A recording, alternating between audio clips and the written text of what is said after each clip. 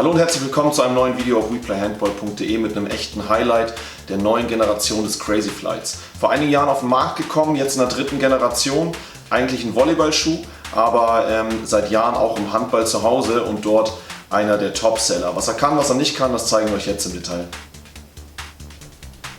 Im Gegensatz zum Vorgängermodell der zweiten Generation gibt es hier zwei wesentliche Merkmale, die sich unterscheiden. Zum einen ist es das Upper-Material, was komplett überarbeitet worden ist. Es ist hier durch so eine Wabenform nochmal stabiler geworden. Das haben sie hier als Layer von den Ösen bis runter zum Knöchel einmal unter diese obere Schicht gelegt. Auch hier diese obere Schicht ist noch einmal komplett um den ganzen Fuß herum gearbeitet und wird erst hinten an der Ferse zusammengefügt.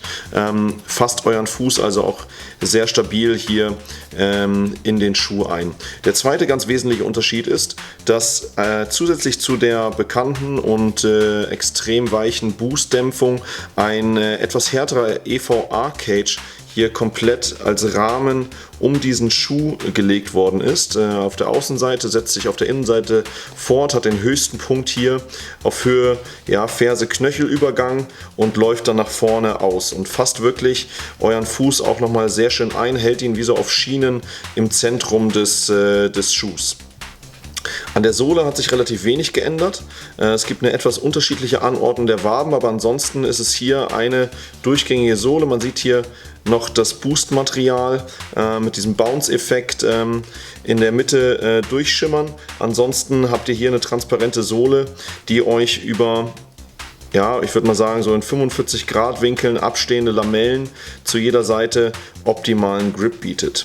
Ansonsten nach wie vor über eine harte Außenkante sehr stabil nach außen. Da hat sich also einiges getan. Er ist nicht mehr ganz so weich wie sein Vorgängermodell, dafür etwas stabiler. Die neueste Generation des Crazy Flight, hier für Frauen, hier für Männer, ist definitiv der beste Allround-Schuh, den wir im Sortiment haben. Er ist kein reiner Speed-Schuh, dafür ist die Dämpfung zu weich. Er ist aber auch kein Stabilitätsschuh, ich sag mal für einen Kreisläufer oder schwere Rückraumspieler.